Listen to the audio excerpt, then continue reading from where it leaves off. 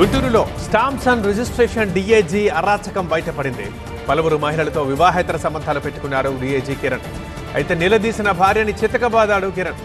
భర్త దాడిలో భార్యకు గాయాలవ్వడంతో ఆమెను ఆసుపత్రికి తరలించారు. దాడిపై పోలీసులకు కంప్లైంట్ చేసింది బాధితురాలు. భర్తపై అరండల్పేట పిఎస్లో కేసు నమోదైంది.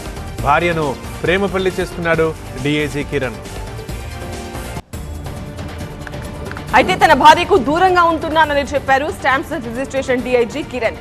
పిల్లల కోసమే విడాకులు తీసుకోలేదని స్పష్టం చేశారు. తన కొడుకును వాళ్ల బంధువుల దగ్గరకు చేర్చే ప్రయత్నం చేస్తున్నారని చెప్పారు. ఆ ప్రయత్నాన్ని అడ్డుకున్నందుకు తనపై దుష్ప్రచారం చేస్తున్నారని, దీనిపై న్యాయ పోరాటం చేస్తారన్నారు డీఐజీ కిరణ్. అనంతపురం సెంట్రల్ యూనివర్సిటీలో మరోసారి ఉద్రిక్తత నెలకొంది. లేడీస్ హాస్టల్ ఘటనపై విద్యార్థులు ఆందోళన చేపట్టారు. బీసీ కారుని అడ్డుకున్నారు. వారంలోపు సమస్య పరిష్కరిస్తానన్నారు బీసీ. సమస్యను పరిష్కరించేంత వరకు కదిలేది లేదన్నారు విద్యార్థులు. దీంతో ఆందోళన చేస్తున్న స్టూడెంట్స్ ని అడ్డుకున్నారు పోలీసులు. చేసేది లేక వేరే కారులో వెళ్లిపోయారు university BC. GHMC standing committee ఎన్నికల్లో భాగంగా ఇవాళ నామినేషన్ల పరిశీలన జరగనుంది. 21 నామినేషన్ల ఉపసంహరణ ఉంటుంది. జీహెచ్ఎంసీ స్టాండింగ్ కమిటీ ఎన్నికలకు 17 నామినేషన్లు దాఖలయ్యాయి. ఎంఐఎం నుంచి 8, కాంగ్రెస్ నుంచి 7 నామినేషన్లు దాఖలయ్యాయి. బీఆర్ఎస్ నుంచి 2 నామినేషన్లు దాఖలయ్యాయి. తెలంగాణలో కొత్త రేషన్ కార్డులపై సీఎం రేవంత్ రెడ్డి కీలక ఆదేశాలు జారీ చేశారు. అర్హులందరికీ రేషన్ కార్డులు ఇవ్వాలన్నారు రేవంత్. కోడ్ అమల్లో లేని జిల్లాల్లో కార్డులు ఇవ్వాలంటూ అధికారులని ముఖ్యమంత్రి ఆదేశించారు. తెలంగాణలో కులగణన 2వ విడత సర్వే కొనసాగుతోంది. కులగణనలో పాల్గొనని వారి కోసం మరోసారి సర్వే చేస్తున్నారు అధికారులు. ఆన్లైన్లో నమోదుకు అవకాశం కల్పించింది ప్రభుత్వం. ఈ నెల 28 వరకు కొనసాగుతుంది 2వ విడత సర్వే. ఏపీలో ఇవాళ నుంచి కేంద్ర బడ్జెట్పై సమావేశాలు జరగనున్నాయి. ఈ నెల 18 నుంచి 26 వరకు బడ్జెట్పై చర్చలు జరగనున్నాయి. గుంటూరు, తిరుపతి, విజయవాడ, విశాఖ, రాజమండ్రి, కాకినాడల్లో వరుసగా సమావేశాలు నిర్వహిస్తున్నారు. ఈ సమావేశాలకు కేంద్ర మంత్రులు, ఎంపీలు హాజరు కానున్నారు. ఇవాళ విజయవాడలో సీఎం చంద్రబాబు పర్యటించనున్నారు. ఆక్వాకల్చర్ టెక్ 2.0 కాంక్లేవ్ లో పాల్గొంటారు ముఖ్యమంత్రి. అటు గుంటూరులో కేంద్ర మంత్రి రామ్మోహన్ నాయుడు పర్యటించనున్నారు. బడ్జెట్ పై సమావేశంలో పాల్గొననున్నారు కేంద్ర మంత్రి.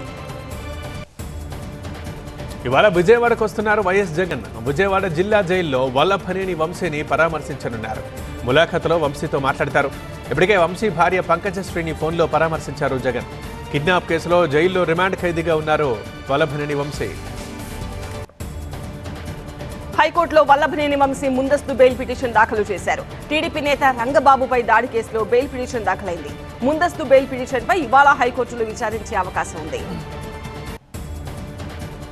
తుని మున్సిపల్ వైస్ చైర్మన్ ఎన్నికపై ఉత్కంఠ వీడటం లేదు. ఇవాళ తుని మున్సిపల్ వైస్ చైర్మన్ ఎన్నిక జరగనుంది. ఇప్పటికే 3 సార్లు ఎన్నిక వాయిదా పడింది. చలో తునికి పిలుపునిచ్చారు మాజీ మంత్రి దాడిశెట్టి రాజా. తిరుపతిలో ఇవాళ 2వ రోజు అంతర్జాతీయ దేవాలయాల సదస్సు జరగనుంది. 58 దేశాల నుంచి తరలివచ్చారు ఆధ్యాత్మికవేత్తలు, వక్తలు. ఏపీ సీఎం చంద్రబాబు, మహారాష్ట్ర, గోవా సీఎంలు కార్యక్రమానికి హాజరయ్యారు. ప్రతి రాష్ట్ర రాజధానిలో టీటీడీ శ్రీవారి ఆలయం ఉండాలన్నారు సీఎం చంద్రబాబు. భారతీయులు ఉండే ప్రతి దేశంలోనూ బాలాజీ టెంపుల్ నిర్మాణం చేపట్టాలన్నారు. పుణ్యక్షేత్రాలను 5 స్టార్ హోటల్స్ గా మార్చొద్దని చెప్పారు ఆధ్యాత్మిక గురు గోవింద్ దేవ్.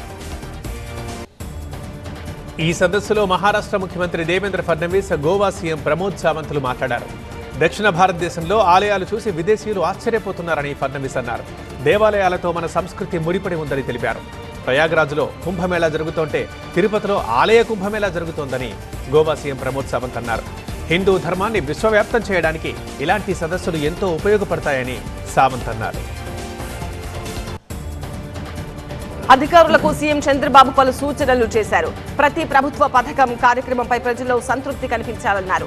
పాలసీల్లో తప్పులుంటే సరిదిద్దాలని చెప్పారు. అమలులో అలసత్వం ఉంటే బాధ్యులపై చర్యలు తీసుకుంటామన్నారు. ప్రజలే ఫస్ట్ అనే నినాదంతో అన్ని వ్యవస్థలు పనిచేయాలని చెప్పారు. పథకాల అమలుపై జిల్లాల వారీగా రేటింగ్ ఇవ్వాలన్నారు. ప్రజలు, లబ్ధిదారుల నుంచి నిరంతరం అభిప్రాయ సేకరణ చేయాలన్నారు. వారానికి 4 శాఖలపై సమీక్ష చేస్తామన్నారు చంద్రబాబు. తెలంగాణను దేశంలోనే నెంబర్ 1 చేసిన వ్యక్తి కేసీఆర్ అన్నారు మాజీ మంత్రి హరీష్ రావు. కేసీఆర్ అంటే ఒక వ్యక్తి కాదు, 4 కోట్ల మంది ప్రజల భావోద్వేగమని అన్నారు. రేవంత్ రెడ్డి వచ్చాక తెలంగాణ గ్రాఫ్ పడిపోతోందని ఆరోపించారు. రేవంత్ మాటలన్నీ తొండి, గ్యారంటీలన్నింటికీ గండి అంటూ విమర్శించారు. 15 నెలల్లో కాంగ్రెస్ పార్టీ ఏం చేయలేదన్నారు. సిద్దిపేటలో కేసీఆర్ పుట్టినరోజు వేడుకల్లో పాల్గొన్నారు హరీష్ రావు. ఐఏఎస్ అధికారులు తప్పులు చేస్తున్నారని, తమది అవినీతి ప్రభుత్వమని సీఎం రేవంత్ రెడ్డి ఒప్పుకున్నారన్నారు కేంద్ర మంత్రి బండి సంజయ్. కాంగ్రెస్ ఎమ్మెల్యేల్లో కూడా అసమ్మతి మొదలైందన్నారు ఆయన. అవినీతి ప్రభుత్వానికి పట్టభద్రులు, టీచర్స్ ఓట్లు వేయొద్దన్నారు బండి సంజయ్. రాష్ట్ర ప్రభుత్వం ప్రవేశపెట్టబోయే బడ్జెట్లో 10% సాగునీటి రంగానికి కేటాయించాలని, రాయలసీమ, ఉత్తరాంధ్రలోని పెండింగ్ ప్రాజెక్టులను ఈ నిధులతో పూర్తి చేయాలని సిపిఐ రాష్ట్ర కార్యదర్శి రామకృష్ణ డిమాండ్ చేస్తున్నారు. కర్నూలులో హైకోర్టు బెంచ్ ఏర్పాటు చేయాలని సీఎం చంద్రబాబు మంచి నిర్ణయం తీసుకుంటే కొందరు వ్యతిరేకిస్తూ కోర్టులకు వెళ్లడం సరికాదన్నారు. రాష్ట్రంలోని అన్ని ప్రాంతాలు సమానంగా డెవలప్ కావాలని ప్రజలు కోరుకోవాలని రామకృష్ణ అన్నారు. ఉత్తరాంధ్ర ఉపాధ్యాయ ఎమ్మెల్సీ ఎన్నికలకు అధికారులు ఏర్పాట్లు ముమ్మరం చేస్తున్నారు. పోలింగ్ కు సంబంధించి బ్యాలెట్ పత్రాలు కర్నూలు నుంచి విశాఖ చేరుకున్నాయి. అభ్యర్థుల పేర్లతో బ్యాలెట్ పత్రాలు కర్నూలులో ముద్రించారు. ప్రత్యేక వాహనంలో విశాఖకు చేరుకున్నాయి బ్యాలెట్ పత్రాలు. విశాఖ జిల్లాకు సంబంధించి పోలింగ్ కేంద్రాలు, ఓటర్ల సంఖ్యతో పాటు 10% రిజర్వుతో కలిపి సరిపడే పత్రాలను సేకరించి భద్రపరిచారు అధికారులు. ఆ తర్వాత ఆ వాహనాన్ని పోలీసులు, ఇతర లైనింగ్ అధికారుల సమక్షంలో సీల్ వేసి ఉత్తరాంధ్ర జిల్లాలకు పంపారు. ఈ నెల 27 పోలింగ్ కోసం అధికారులు ఏర్పాట్లు చేస్తున్నారు. మన్యం జిల్లా పాలకుంట నగర పంచాయతీ చైర్పర్సన్ ఎన్నిక చిక్కుముడి ఇంకా వీడలేదు. నిన్న జరిగిన పాలకుంట నగర పంచాయతీ మున్సిపల్ చైర్పర్సన్ ఎన్నిక ముచ్చటగా 3వసారి వాయిదా పడింది. మళ్లీ వైసీపీ కౌన్సిలర్ల గైర్హాజరుతో నిర్వహించిన ఎన్నిక కోరం లేక ఇవాల్టికి వాయిదా పడ్డట్లు ప్రిసైడింగ్ అధికారి ప్రకటించారు. ఎన్నిక కోసం 3 టీడీపీ కౌన్సిలర్లు హాజరు కాగా, ఇటు వైసీపీ తరఫున ఉన్న 14 మంది కౌన్సిలర్లు మొత్తం గైర్హాజరయ్యారు. పోలీస్ స్టేషన్లలో సీసీ కెమెరాలపై ఏపీ హైకోర్టు కీలక ఆదేశాలు జారీ చేసింది. సీసీ కెమెరాల పనితీరుపై నివేదిక ఇవ్వాలని కోర్టు కోరింది. సుప్రీంకోర్టు మార్గదర్శకాల ప్రకారం సీసీటీవీలు ఎందుకు ఏర్పాటు చేయలేదని ప్రశ్నించింది. పీఎస్ ప్రాంగణం కనిపించేలా ఏర్పాట్లున్నాయా అని ఆరా తీసింది కోర్టు. జైళ్లలో సీసీ కెమెరాల ఏర్పాటుపై కోర్టు ప్రశ్నలు వేసింది. నివేదిక తమ ముందు ఉంచాలని ఏపీ ప్రభుత్వాన్ని ఆదేశించింది. హైదరాబాద్ ముచ్చింతల్లో వైభవంగా 108 దివ్య దేశాల సమతా కుంభ కొనసాగుతోంది. కన్నుల పండుగగా 18 దివ్య దేశాల గరుడ వాహన సేవలు నిర్వహించారు. ఈ వేడుకల్లో My Home Group chairman Jupally Rameswar Rao దంపతులు పాల్గొన్నారు. తృతీయ బ్రహ్మోత్సవాల్లో భాగంగా రథోత్సవం జరుగుతోంది. ఉదయం 9 గంటలకు నిత్య పూర్ణాహుతి, బలిహరణ ఇస్తారు. ఉదయం 10 గంటలకు రథోత్సవము, చక్రస్నానము నిర్వహిస్తారు. సాయంత్రం 6 గంటల నుంచి సాంస్కృతిక కార్యక్రమాలు జరుగుతాయి. ముచ్చింతల్లో వైభవంగా 108 దివ్య దేశాల సమతా కుంభ జరుగుతోంది. 108 దివ్య దేశాల గరుడ సేవలు పూర్తి చేసుకున్నామని త్రిదండి చిన్నజీయర్ స్వామి తెలిపారు. డోలోత్సవం కన్నుల పండుగగా జరిగిందన్నారు. డోలోత్సవాన్ని దర్శిస్తే గృహ దోషాలు తొలగిపోతాయని చెప్పారు. భక్తులకు మంగళ శాసనాలు తెలిపారు చిన్నజీయర్ స్వామి. తన ఇంటినే దేవాలయంగా మార్చి రామయ్య ఉత్సవాలు నిర్వహిస్తున్నారు భద్రాచలం నివాసి ముక్తేశ్వర్. శ్రీ సీతారామచంద్రస్వామి గరుత్మంతుని చిత్రంతో పాటు దేవతా రూపాలను చిత్రీకరిస్తూ అందరినీ ఆకట్టుకుంటున్నారు. శ్రీరామనవమిని పురస్కరించుకొని బ్రహ్మోత్సవాలు, వైకుంఠ ఏకాదశి అధ్యయనోత్సవాలు, విశ్వరూప సేవ భద్రాద్రి దేవస్థానంలో నిర్వహించే విధంగా తమ ఇంట్లో దేవతామూర్తులకు ఉత్సవాలు నిర్వహిస్తున్నారు. స్వామివారికి గౌతమి నదిలో తెప్పోత్సవం, ఉత్తర ద్వార దర్శనము నిర్వహించి ప్రత్యేక పూజలు చేస్తూ తన భక్తి ప్రపత్తుల్ని చాటుకుంటున్నాడు ముక్తేశ్వర్. హైదరాబాద్ లో బంగారం, వెండి ధరలు స్వల్పంగా తగ్గాయి. 24 క్యారెట్ల 10 గ్రాముల బంగారం ధర 88,020 రూపాయలకు తగ్గింది. 22 క్యారెట్ల 10 గ్రాముల బంగారం ధర 21,510 రూపాయలు కొనసాగుతోంది. కిలో వెండి ధర 98,500 రూపాయలకు తగ్గింది. కేంద్ర ఎన్నికల ప్రధాన కమిషనర్గా జ్ఞానేష్ కుమార్ నియామకమయ్యారు. 26వ ప్రధాన ఎన్నికల కమిషనర్గా జ్ఞానేష్ కుమార్ను నియమిస్తూ గెజెట్ జారీ అయింది. 2029 జనవరి 26 వరకు కొనసాగుతారు జ్ఞానేష్ కుమార్. 3 కమిషనర్లలో రెండో సీనియర్గా జ్ఞానేష్ విధుల్లో ఉంటారు. కేరళ క్యాడర్కి చెందిన 1998 బ్యాచ్ ఐఏఎస్ అధికారి జ్ఞానేష్ ఆర్టికల్ 370 రద్దు ముసాయిదా బిల్లు రూపకల్పనలో కీలకంగా వ్యవహరించారు. ఆయన ప్రస్తుతం కేంద్ర ఎన్నికల కమిషనర్గా జ్ఞానేష్ కుమార్ ఉన్నారు. ఆయన స్థానంలో వివేక్ జోషిని నియమించారు. ఢిల్లీలో రేపు ఉదయం 10:30 కేంద్ర కేబినెట్ సమావేశం జరగనుంది. ప్రధాని మోదీ అధ్యక్షతన కేబినెట్ భేటీ సమావేశం కానుంది. ఈ సమావేశంలో పలు కీలక నిర్ణయాలు తీసుకునే అవకాశం ఉంది. ప్రయాగరాజ్లో వైభవంగా మహాకుంభమేళా జరుగుతోంది. మేళాకి భక్తుల రద్దీ కొనసాగుతోంది.